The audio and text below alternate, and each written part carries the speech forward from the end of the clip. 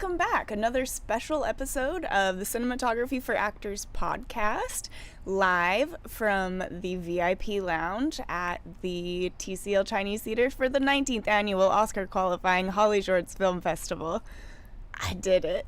Also, I'm drinking my coffee from a mud ceramics mug made by Brianna Wing, and we wanted to make sure everyone knew that. Sitting with me is Indiana Underhill, my co-host, and Noam Argov, creator of Sulam. Hi, Noam. Hey, how's it going? Thank you for coming and being here for our first episode back. Happy It's to a be here. slow situation right now. I'm Interview. really stumbling through it. We'll make it a good one. But Yes, I'm we glad will. that you're here with us. Thank you for having me. Tell us about Sulam.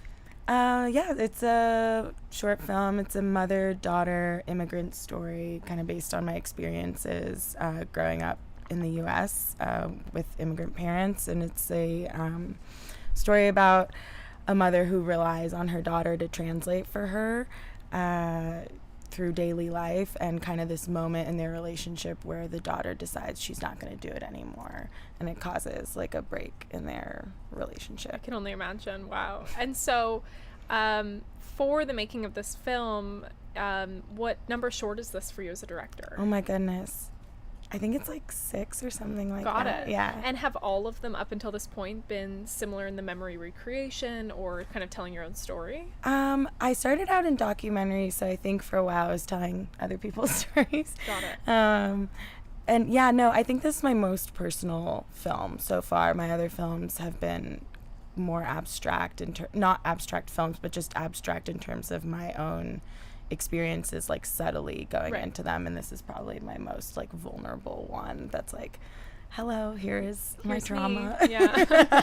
And for the like memory recreation, did you, because you come from the documentary kind of background, did you apply a lot of that knowledge through visual language and who you crewed up with from your documentary past, or was this kind of a new interpretation? It was definitely like the crew it's part of I made the film part of the MFA program at Tisch, so it's Awesome. like the crew's just like all other writer directors, cinematographers from our program, so that was really awesome.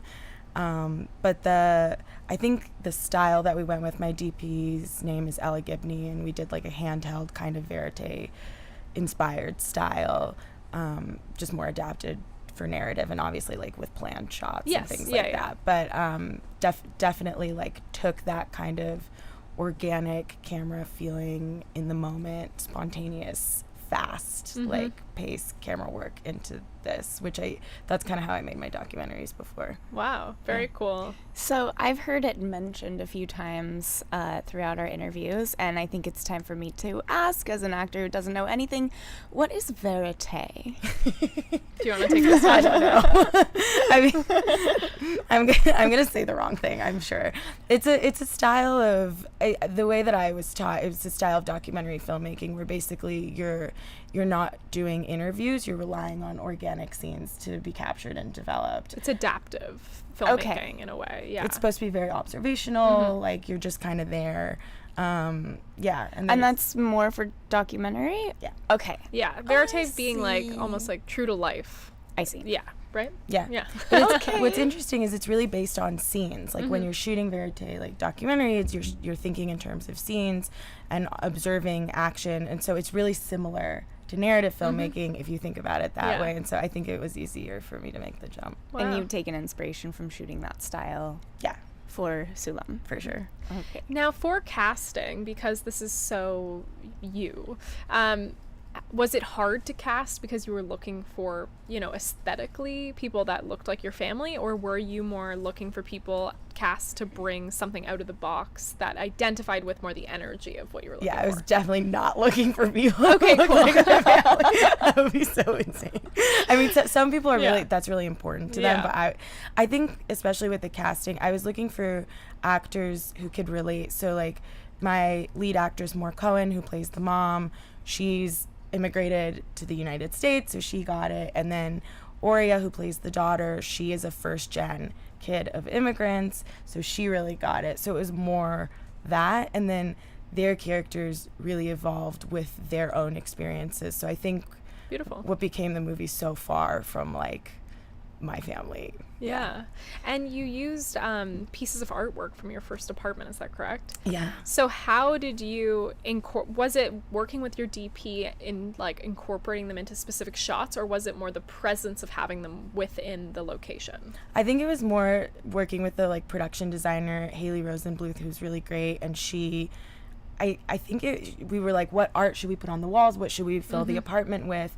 And we kind of came up with it together, like, oh, I have a bunch of stuff somehow that's from our first apartment immigrating to the U.S. that my parents had just kept that was, like, all thrifted or whatever. And so, yeah, I just went into the attic and we brought it in. But, yeah, definitely, obviously, then you work with the DP to make sure you can see it. Yeah, cool. I imagine that shooting something from memory that has, you know, an overall feeling from your childhood, it's important to you to feel that feeling when you watch it. Were there conversations you were having with your heads of department to make sure that everyone was understanding what that feeling was that needed to come across?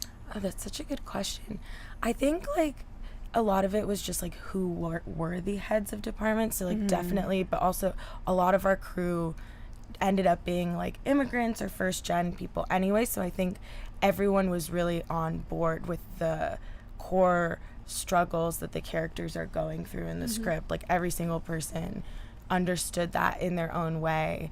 And I think, like, mother-daughter stories are just pretty relatable, like, everyone. Yes. For better or for worse.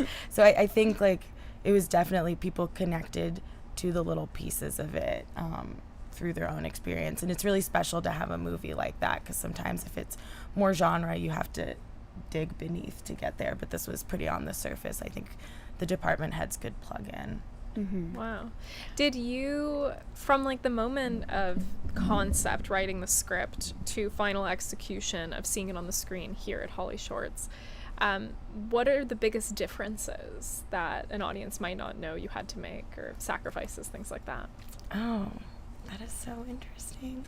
Like between the script and what's on the screen? Based off of like short filmmaking budget, time, like restraints, all of the limitations around it, what were some of the sacrifices you had to make from the original script, or what were like the biggest priorities that you wanted to keep in?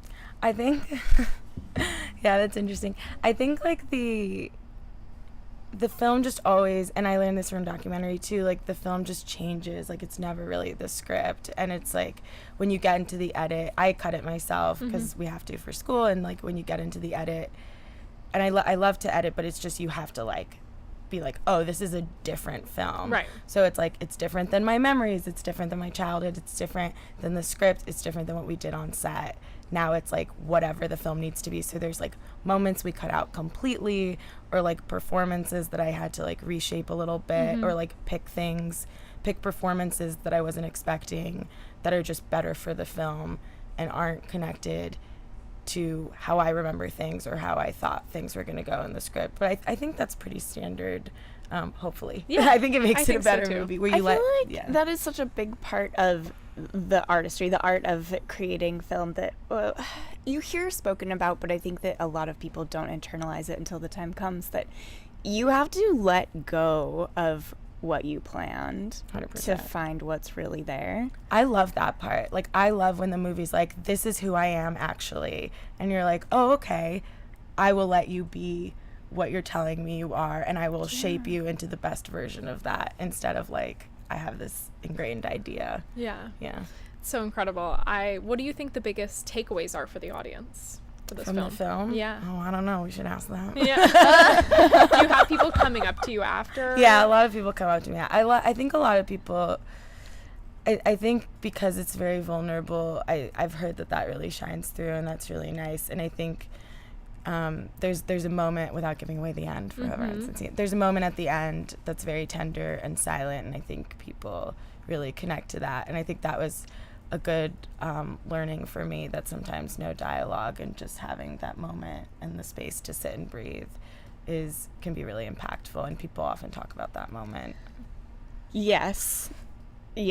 Let's stop there. We have to stop, and I think that's perfect. Thank you, Noam. You're welcome. Thanks for Thank having you me. so much. So Sulam can be seen now. It has screened already, but it is available on bitpixtv.com so that you can check out the virtual side of the fest. So there's no excuse not to watch it. Thanks, everyone. Thanks, Thanks, everybody. Thanks, See you bye. soon. Bye. Great job. This has been another episode of the Cinematography for Actors podcast. Follow us on wherever you listen to your podcast to keep up to date on new episode releases. We will be live through August 20th here at HollyShorts Film Fest. If you're here, drop in and say a little hello at the VIP lounge. We also want to thank our sponsors, Apogee, Film Tools, Roscoe, Lightstone Rentals, Canon, and First Mile Tech. As a special gift to you listeners, we've partnered with We Make Movies to get you a discount on comprehensive production insurance packages. Use code CFA23 on your intake form for 10% off your quote by visiting wemakemovies.org/insurance. If you missed any of our live streams, you can watch all of our interviews on our YouTube channel, Cinematography for Actors. And make sure you follow us on Instagram at Cinematography for Actors. You can also catch us in a more formal setting on Monday, August 14th at Japan House for a panel discussion on the importance of bridging the gap between talent and crew. You can get 20% off of your ticket purchase by using the code HSFF2023CFA at checkout. Thanks!